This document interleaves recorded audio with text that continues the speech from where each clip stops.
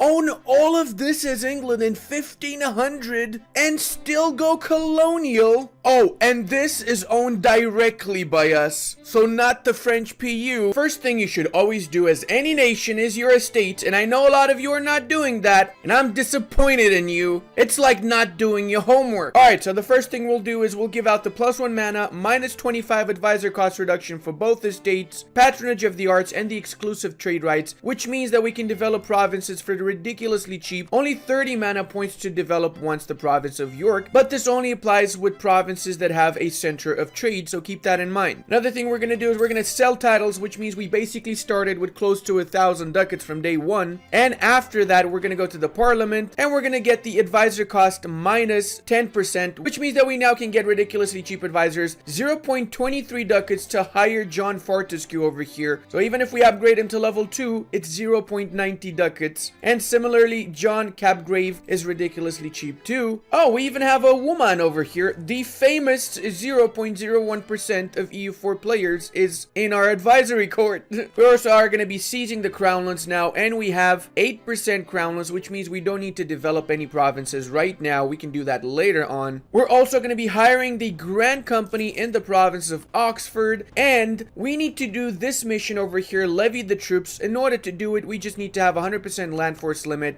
and we need to increase our manpower. So the way that we're going to do that is we're going to lower the autonomy in these two provinces first off, and afterwards we're going to exploit the manpower in all of our French provinces. And whilst we're at it, we can delete the forts that we have in France as well. You can keep the one in Labourd, however. And we're also going to exploit the Irish province and a few other provinces in the main English lands as well. We actually start with the 000 ruler, and we're going to get the War of the Roses, and we want the War of the Roses to happen, but until that point we also want to get a royal marriage and an alliance with Castile, as we might get a chance of getting a Trastamara on our throne, which would be the best outcome. So after exploiting a little bit more manpower, and after we've recruited the Grand Company, before the first month even ticks, we can do the Levy the Troops mission that gives us permanent claims on the entirety of Ireland, Scotland, and a subjugation CB on the Scots. Now you want to do this mission in 1444 because once the War of the Roses starts, and once the war against the French starts, your manpower is going to be 0 pretty much the whole time. So you're not going to be able to do this mission for a very long time, which is why it's better to just exploit your land a little bit and you get that manpower back later as you go. Now the Scots almost always ally the French, and we want to both subjugate the Scots and separately attack the French. So how are we going to do that? Where it's actually quite easy. The surrender of main event will trigger within the first few months of the game, and we don't want that event to trigger. So the way that we're going to prevent that event from triggering is we're going to release the nation of Gascony, which is in the south of France and which has a lot of cores on France. And on the 11th of December, do not wait a single day longer, we're going to be attacking the French here. We're going to go for the reconquest of Core CB, and we're not co-belligerating either the Scots or the Provence, nor will we send any troops to these lands for the time being. We're actually going to focus 100% on the Scots first, and we're going to assign Mr. John Talbot as the leader of this army, as well as assign our own king as a general, just in case he's going to die on the battlefield. That's going to make our life a lot easier. One more thing I should have mentioned is that you want to culture convert Manx, Cornish, and the Welsh lands to your own culture. By converting them to English, we prevent future separatists from spawning in here. You will have naval supremacy during this entire war, so use that to your advantage. We're going to use some military points to barrage and take the fort of Dumfries faster. Of course, when I'm recording, I get -1 stability because why not? And we can piece him out. I'm not going to take anything. I want a short 5 years truce with them. Oh, bye-bye there, little Frenchie. Looks like you're not going to have a fleet anymore, will you? You can ask for fleet basin rights and military access from the Castilians or the Portuguese, which means you can almost instantly transfer your troops from the English Isles to Castile before marching in and taking back your lands in France. It won't be an easy war, but if you have enough troops, you should easily be able to win all the engagements, and eventually once you get the war score you need, you can piece them out on favorable terms. What we're going for is all the cores that our vassal over here has. The great part about having naval supremacy is that you can siege a couple of provinces in the south, then let the French go and try and siege those back, whilst you unsiege the stuff in the north and go back and forth like that, because there's nothing they can do about it. The War of the Roses has begun, however, and that's good because we want it to start. start. We're gonna go with the House of York, and we're not going to be fighting them. That is correct. We don't fight the rebels. You'll see later why. We're only 100% going to be focusing on the French war. That's it. This is likely the longest siege I've ever had to do. That means we can piece these guys out. Win as many little battles as you can win, as this is the best way we can win this war. Hey, Orleans has fallen. Meanwhile, our home country here is getting completely besieged by rebels. Time to kick some French butts, though. We don't care about the rebels as much as we care about kicking some French butts, obviously. Noise. Other cultures? What are you talking about? We don't have any other cultures except English in our country. Nobody come to rescue now, vassals. Yeah, filthy vassals. Yeah, I got no good comeback there. Don't be afraid to recruit more mercenary units if you need them. I definitely need a lot more. This is the second time I'm recruiting the Free Company, actually. The situation is definitely getting a lot better for us, but we did have to invest a lot of money in this war. We could drag this war on for longer, but we don't need to, so we're gonna be pacing the French out. We're gonna give back all of these lands to our vassal Gascony. Make sure you transfer control of these provinces to Gascony before you give them out, and we're gonna take a bunch of money to fix our economy as well. Booyah shaka licky doo. We got half of France here. The southern part of France is completely ours now. We're also going to be disbanding both of our mercenary companies, the Free Company and the Grand Company, and we're going to consolidate these guys, not shift consolidate, regular consolidate. Oh, but Ludi, you have 50,000 rebels in your country and you just disbanded your army. Why is that? Well, here's why, guys. I let the rebels win the war. My stability also defaults to 0 once I got the new leader. I got a decent 242, not amazing, not bad either, but most importantly, I managed to get all of the rebel armies as my own armies all the way up to filling up my land force limit. So whenever you get pretender rebels, their armies become your armies once that pretender enforces. Because we now don't have an heir, we're gonna do what we did before, which is get another royal marriage with Castile over here. That means we're gonna get a Trastamara on our throne, not a Lancaster or a York, because we don't want those guys. And in fact, we're gonna make sure our guy dies as well to make him into a leader, Edward the General. And now it's time to kill all of the Scots, isn't it, boys? Wait, what the schnaps happened here? Oh, they lost the war against Ulster. What? That makes a lot of sense. It is really weird though, not gonna lie. And with the War of the Roses done, we can do the mission that gives us less aggressive expansion, which is good because all of this land is gonna be gone in the next 5 years. Once the war is over, you also get the option of putting the other side as your heir and getting 1 stability from that. You can do it, but remember that you can also always disinherit them whenever you get above 0 prestige, which is what I'm gonna do. So it's time for another war. We're going for the direct subjugation of Scotland. We're gonna call in our allies, the Austrians and the Aragones. Ja, be gone from my land. There ya go, another starken weapon for the war. And let's go ahead and kill Offaly too. Trying to hide away in Sligo, are we? Excommunicated against Provence. Whoa! Finally, these guys managed to get their military access. They've been hanging out in Dumfries for so long. Is Dumfries known for its haggis production? So thanks to our beloved Austrian allies, we managed to get control of Paris, which is what we need in order to do the strategic control mission that gives us a personal union against the French. So that means in the next war, it's going to be a lot easier, and it's going to be a final war against the French. Why are the Austrians over here? I had besieged for a while now. There's literally no reason for you guys to come here. Well, regardless, we're gonna vassalize the Scotsman over here. And remember that we're also gonna disinherit this bad boy. I just did. And now we just gotta kill the king so we get a Trastamara on the throne. Ah, ya Gaelic bastards, ya running away. Oh, they canceled the Scottish cores on the Inner Hebrides. Really? Well, looks like we're gonna have to take these islands directly in that case. Last jousting tournament, noise. Sadly, Provence is not excommunicado anymore, so we cannot really attack them. Some of our troops are ready to attack more Irish people, and we're gonna attack these guys with their allies. It's really just a vicious circle when it comes to the Irish lands. Bye-bye, Isles. Welcome, England. There goes the last of the free Irish lands as well. Whoa there, Burgundy. Taking advantage of a weakened France, are we? Oh, wow. They actually took quite a few provinces from the French. 4 provinces, actually. The best part about taking out all of Ireland is that nobody cares about AE in this area except the Irish themselves. So once you fully annex the Irish, you don't even have any sort of a coalition for expanding like absolute crazy. And there you go, boys, the last free city of Ireland is ours, which means... Oh, George the First, the Trastamara.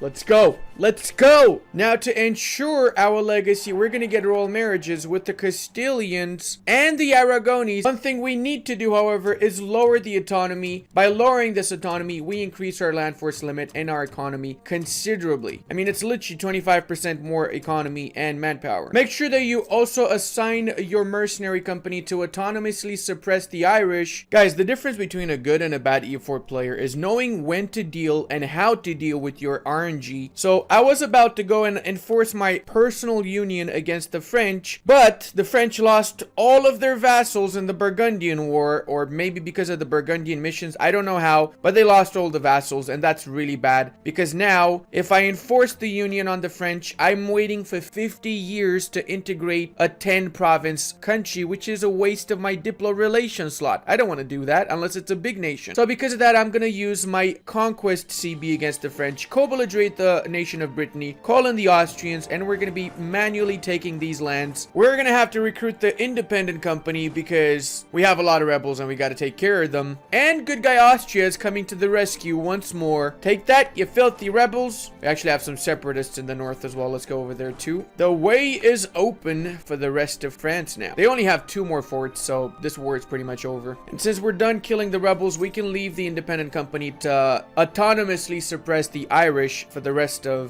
their existence, basically. I really like the way this province is called Hot Plateau. I mean, like, what's hot about it? I'm a little bit confused here. Whoops-a-daisy, big battle. But I don't know why they attacked, because clearly I was gonna win that, but okay. The AI has been super aggressive in the latest patch, and I like it. It makes the game a lot more interesting. So now, Brittany, I'm gonna be fully annexing you, and I'm also gonna be concentration on these lands, because 15 development after I concentrate, that is a massive amount, and it basically means I spent almost 150 admin points less to core this up. And we did the conquest of Brittany, which means we got claims on everything here. So that means we can start attacking the former vassals of the French. So we can start with Orleans, Bouillé-Châteauroux, the Emperor of the HRE's Lüneburg. What? Lüneburg out of all nations? Wow. Okay, the HRE is pretty much dead if that's the case. Do you know what? Let's continue our expansion against Auvergne, which apparently joined into a coalition against us. How dare you? I'm gonna have to peace out Provence. I'm only taking Anjou and making them cancel their court. So now with all of these lands here consolidated, the next step is to release the nation of Toulouse and the province of Carcassonne, which means we got cores on the entirety of the south part of France for the next war against them. We also got a temporary alliance with the nation of Aragon, just in case the coalition triggers. And in order to fix our economic situation, we're gonna sell titles, get 1,000 ducats, and with that pay all of our loans. Well, actually we still have 2 loans, but still we're pretty well off economically speaking. We are relying on mercenaries a lot, so we're gonna have to replace the mercenaries with regular troops as soon as possible. Since we are at peace, we can start integrating the nation of Gascony, and after we started integrating, we can also concentrate development. 13 dev from these provinces, another 9 dev from here. Might make them a little bit disloyal, but as long as you just invest a little bit of your prestige in placating them, it should be fine. So for the past few years, we've basically just chilled. We managed to get our economy up to 16 ducats on the plus, and we gunned for the papal controllership, which we got. That means we get advisor cost reduction and aggressive expansion impact minus 20%. So for the next wars, we're going to be taking a lot of land, but most importantly, Juan over here is 65. He has no heirs, and if he dies, guess who gets Castile? It's this guy. It's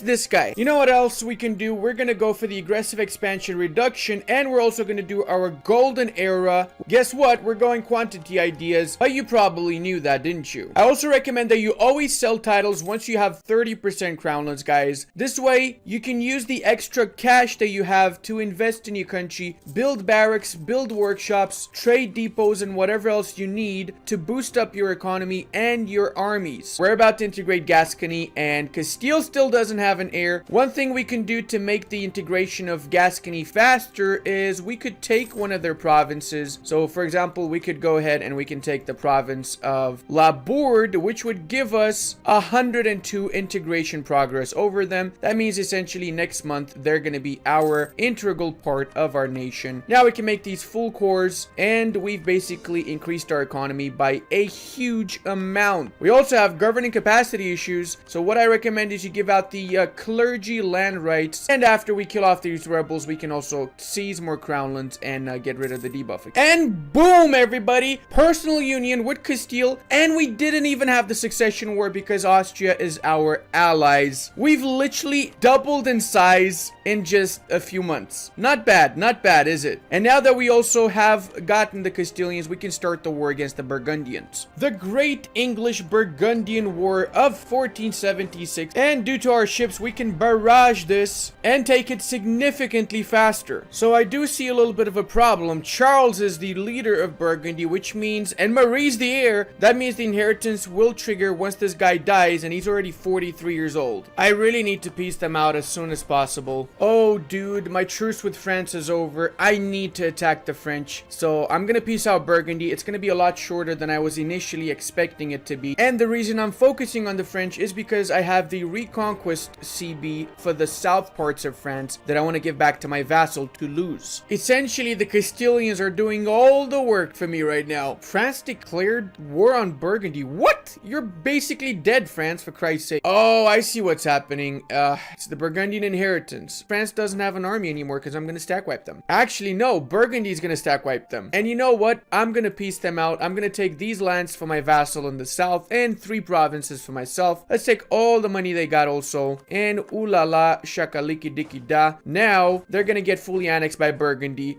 because they don't have any army. And we got the Angevin Kingdom that until the end of the game gives us some really cool stuff for the province of Anjou, as well as permanent claims on the rest of the French region. We're also going to start integrating the nation of Toulouse now, since they don't have any more cores that we can feed them. And we're going to finish off the last remaining French kingdom in this area. Boom bala doom boom boom, as they say in Orleans, and you're gone. Well, would you look at that? Burgundy inherited Flanders and Holland. I'm curious to see what they do with the French. As expected, France was completely annexed by Burgundy. So in normal games, Burgundy has the option of going between France, Austria, or being independent. In my game, they went independent. They also have a Hohenzollern, which is the same dynasty in Brandenburg. These guys do not have an heir, so what I need to do is get a royal marriage with them. To do that, I'm gonna basically improve relations with them to the point where they agree to royal marry me, and then I'll claim the throne. A little bit of improving and sending a few gifts worked magic. You can also claim the throne if they have an heir, but it has a weak claim, so keep that in mind. We're gonna call in Austria and Portugal to help us out and claim throne CB. Let's go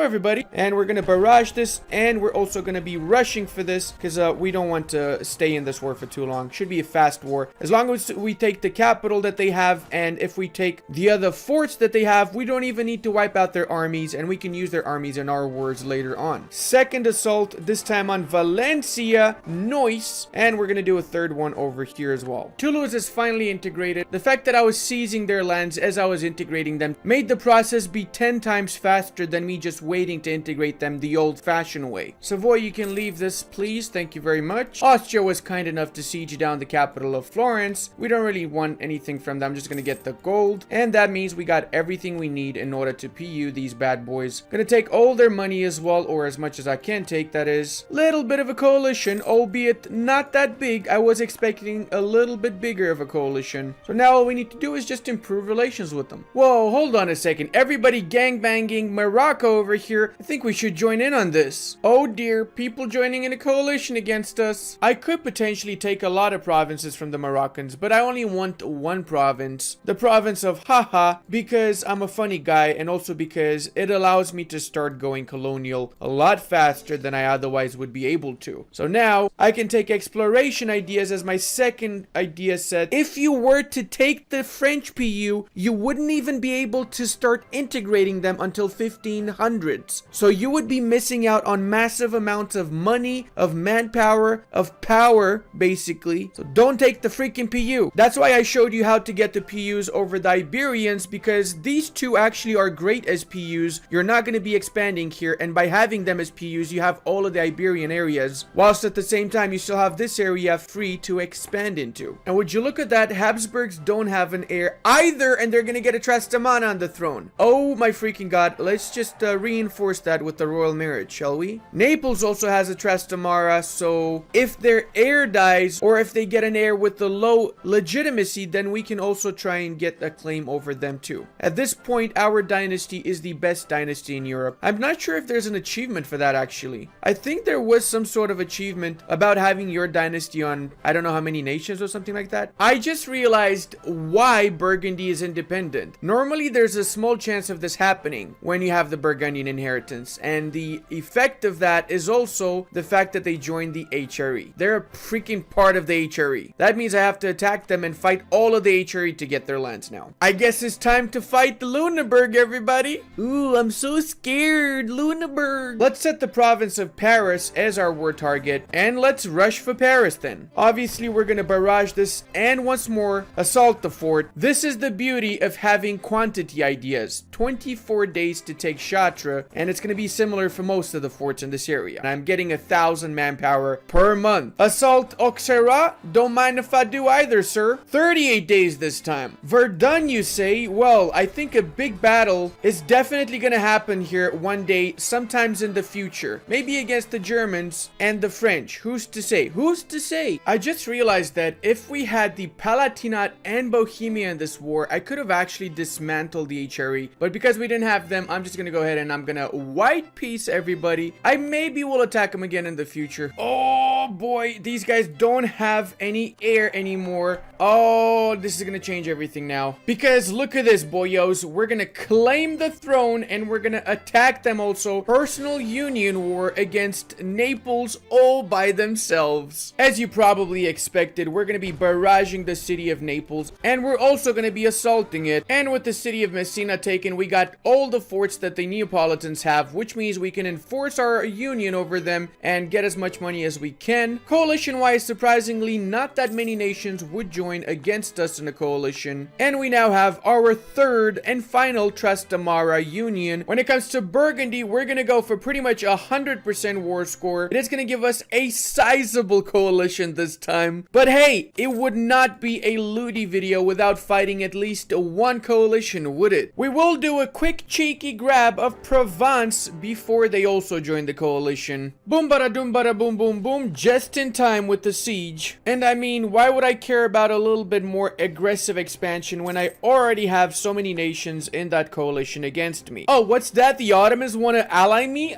Sure, don't mind if I do, sir. Don't mind if I do. Denmark also wants to be my friend. Boy, would be ashamed if somebody gave away all of these nations' lands in a coalition, wouldn't it? I've also slackened a little bit of my manpower and recruited one more army group because we're definitely gonna need these guys. At this point, pretty much everybody in the HRE, or Central Europe, better yet, is in a coalition against us. The only nations that are not in that are the ones that we have a truce with because of our war with the Burgundians. Now, when you have these kind of situations, the best thing to do is ally everybody around the people that are in a coalition. So in my case, I have a lot more allies than I really need. And once the war triggers, I'll show you exactly why it's a great idea to have these nations as an ally. To get ready for this war, we're also going to sell crownlands a little bit so we got some money for the war. Oh, what? I got an achievement? One night in Paris. I didn't even know that's even an achievement. Don't the English usually like to go to Ibiza and not the French parts? Oh my god, Austria, seriously, you want me to help you out against Brabant now?